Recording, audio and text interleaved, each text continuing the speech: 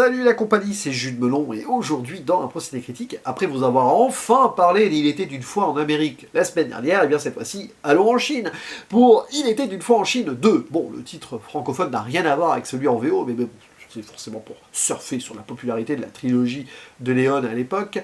Sorti en 1992, un an donc à peine après le premier opus, dont j'ai parlé il y a quelques semaines, et à l'époque je vous avais promis que je ferais au moins les 3 premiers, puisque ceux-ci ont été réalisés par Tsui Hark. Et là nous avons un magnifique sous-titre qui donnait envie, La secte du Lotus Blanc, donc métrage de kung-fu, mais aussi historique, sur cette Chine de la fin du 19e siècle, qui est, on va dire, en proie à certains doutes.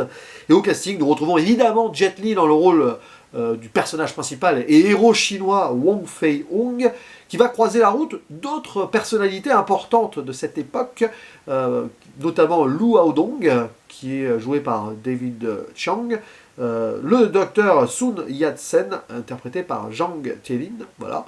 Donc ça c'est pour, on va dire, le côté très politico-historique.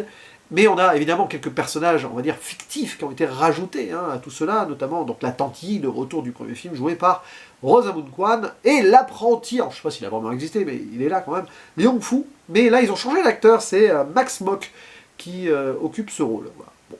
Mais alors, qui avons-nous surtout en grand guest absolu dans le rôle de l'antagoniste, disons-le, il n'y a pas trop de surprise là-dessus, Donnie Yen, qui joue un commandant du gouvernement. Et forcément, ici, on a le premier combat, je pense, dans l'histoire du cinéma, entre deux maîtres, Jet Li et Donnie Yen. Alors, il y en a deux. Un en mode apéro au début, où ils sont, on va dire, des petites présentations. Mais alors, à la fin, surtout, alors là, c'est extraordinaire, évidemment. Ça vole avec des bâtons et tout. Voilà. Mais il y a des grands moments, ici, dans un métrage chorégraphié, entre autres par, entre autres, peut-être que, d'ailleurs, par Yuan Wu-ping, qui est aussi réalisateur et qui a fait énormément de choses dans le cinéma hongkongais, et qui, même à l'Occident, s'est occupé par exemple des combats de Matrix. Excusez du peu. Donc ici, bon, c'est dans la continuité du premier film. Alors ça se passe en 1895, mais apparemment c'est plus une quinzaine d'années, grosso modo, après le premier opus, alors que pourtant tu as l'impression que c'est vraiment... ils n'ont pas changé un an après, les acteurs et actrices, vous allez me dire. Bon, mais non. Bon. Mais c'est ça, c'est du cinéma, donc on joue sur le temps, et le film joue sur le temps. Dès le début d'ailleurs, scène d'introduction, temps céleste, voilà, avec la secte du Lotus Blanc qui nous est présentée assez charismatiquement, disons-le, et on voit qu'ils crament des choses des Occidentaux, même un chien, c'est terrible.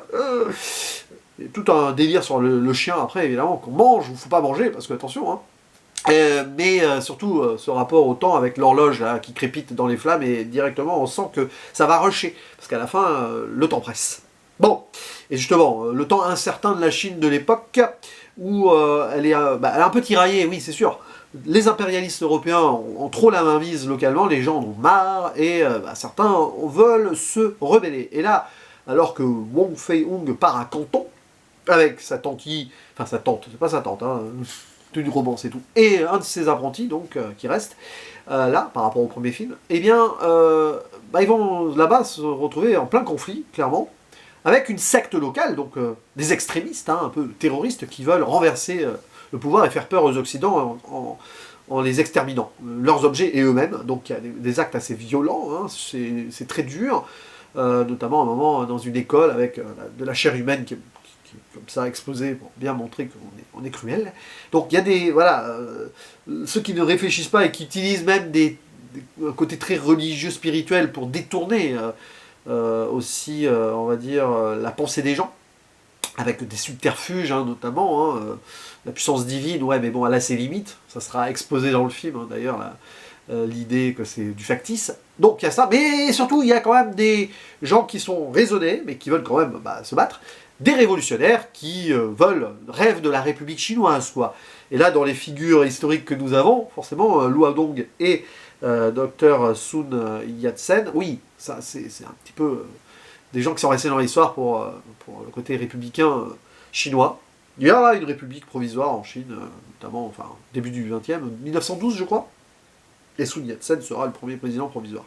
Intéressant ça, parce que oui, on a des faits politico-historiques ici, et en même temps l'aspect fictif, fiction évidemment, pour glorifier l'héroïsme chinois d'un film hongkongais, donc comme je l'ai dit dans le premier opus, un film hongkongais certes, mais très axé Chine.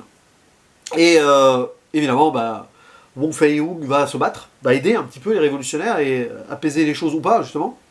Et il y a beaucoup de choses intéressantes parce qu'il y va pour un séminaire d'acupuncture, hein, de médecine locale chinoise. Et là-bas, il va affronter aussi, mais là par contre c'est très intéressant, les Occidentaux avec la médecine plus occidentale, dont le docteur Sun Yat-sen, qui est chinois, mais qui a été, on va dire, initié à ces trucs-là. Et il y a une belle fusion, alchimie entre les deux, comme quoi l'Occident n'est pas montré que négativement. Et bien sûr, il y a l'idée qu'on peut gagner l'un de l'autre. Ça c'est très bien, voilà. C'est un film qui est très nuancé là-dessus. Et voilà, parce que j'ai beaucoup aimé ça. Déjà, de prime abord, parce que même dès le début dans le train, là, on voit, bah oui, la tante, vous vous rappelez, si vous avez vu le premier, rappelez-vous, pardon, elle est très occidentale, et là, elle aide les deux à manger avec des fourchettes, à voilà, boire le bouillon, c'est pas facile, surtout dans le train qui bouge. Et oui, finalement, Wong Fei-hung accepte l'idée que l'Occident peut apporter des bonnes choses. D'ailleurs, c'est toujours son appareil photo, c'est elle qui va se poser un gros problème à elle-même en photographiant des enfants de la secte, là, donc c'est dur. Parce que cette secte, elle embrigade des gamins aussi. Donc une petite fille qu'on voit dès le début, là, je crois que c'est une petite fille, hein, je suis pas sûr, mais c'est un enfant en tout cas. C'est assez compliqué. Donc ouais, il y a beaucoup de choses, et ça va vite, et ça se bat, et bon après c'est pas forcément tout le temps très lisible, hein, comme d'habitude, sur le plan, on va dire, pas de la réalisation, attention, là-dessus, narrativement, etc. Enfin, la réalisation ça passe très bien, mais par rapport aux intrigues en fait, à un moment tu profites juste, tu vois les grands enjeux, et tu avances. Moi j'ai beaucoup aimé surtout le côté secte là, qui est très flippant, voir à quel point justement par des croyances on peut embrigader les gens et leur faire croire beaucoup de choses pour arriver à des fins qui ne peuvent pas forcément pacifier de toute façon un pays qui est en proie à pas mal de problèmes, là, avec la présence européenne, et c'est pas la peine d'en rajouter d'autres, quoi. Et évidemment, Wong Fei-hung, c'est un petit peu celui qui va apaiser, mais celui qui va aussi mettre la main à la pâte pour faire avancer la révolution, quoi. Et évidemment, ça donne lieu à des grands moments esthétiques de combat, bien sûr. On se rapproche, par rapport au premier, on se rapproche encore plus de ce que Choyark fera après. Alors peut-être pas The Blade, même s'il y a des moments avec des bâtons là, qui m'ont fait penser à cela, mais The Blade, c'est plus Wuxiapian, hein, si je ne me trompe pas. Et là, ouais, peut-être un peu voilà, un grand film aussi, un peu halluciné. Mais c'est vrai que là, on gagne encore en ampleur, je pense, dans les scènes d'action, évidemment. Notamment avec le chef de la secte, là, et évidemment Donnie Yen aussi, les deux grands antagonistes. Et c'est superbe, tout simplement parce que c'est bien filmé, et puis en plus, on y croit. On voit que les acteurs s'y mettent à fond, forcément, hein, ce sont aussi des grands combattants. Et après, bah, limite, tout ce qui se passe autour, c'est pas grave. Mais il y a l'aspect quand même politico-historique qui est intéressant à découvrir si on ne connaît que peu de choses, comme c'est mon cas, hein, de cette période et de ce pays. Et voir à la fin, sans en dire plus, la naissance de quelque chose, avec cette étoffe qui va donner un drapeau qu'on retrouve aujourd'hui, enfin en partie en haut à gauche du drapeau de Taïwan. Donc on voit ici l'origine de ce dessin, ce soleil blanc sur fond bleu, quoi. Et oui, évidemment, avec la musique, là, il y a un petit côté glorifié, héroïque, évidemment. Par exemple, des génériques d'intro qui revient à la fin, où ça se combat sur la plage, training, en fait, là, bah, c'est ce qu'on a déjà dans le premier film, et cette musique très charismatique et caractéristique d'un film qui ne fait pas semblant de, voilà, hein, d'insuffler quelque chose, de toute façon, dans une Chine, enfin, Hong Kong, mais globalement, la Chine, qui en avait besoin d'une certaine manière, d'une certaine façon à l'époque. Et évidemment, Choyark, comme d'habitude, il y va à fond. C'est probablement le meilleur des deux, en tout cas, là, que j'ai vu. On verra avec le 3. Je suis très content toujours de ce genre de découverte, même si ça fait toujours partie d'un univers qui m'échappe encore sur certains points, dans le sens où bah, c'est une autre culture. Et bah, petit à petit, je rentre de plus en plus dedans. J'en ai vu, hein. Bon, des films de John Woo, Choyark, dans d'autres styles aussi, hein, plus gunfight et tout. Mais c'est vrai que c'est très fin, en fait. Et enfin, c'est fin et à la fois over the top. C'est très drôle aussi, il y a des moments très, très amusants dans le film. Et très surjoué, évidemment. Mais c'est autre chose, ça n'a rien à voir avec le cinéma occidental, même s'il y a l'Occident qui est là, donc des fois, à un certain moment quand même. Voilà. Oui, il faut que je m'imprègne encore plus de cela. En fait, c'est toujours ce genre de film, je vous en parle, je les vois pour la première fois, que je réapprécierai beaucoup plus au revisionnage. Toujours. Ça, je le sais. Donc, c'est toujours un peu dommage, finalement, que j'en parle comme ça après juste... première fois vu, mais c'est comme ça, c'est le jeu, souvent, hein, d'un procédé critique.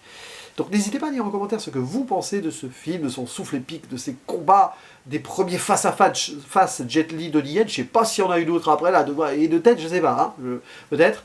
L'aspect historique, l'aspect héroïque, bref, à vous la parole, vous dites ce que vous voulez, bien sûr, et on en discute. À la prochaine, ciao.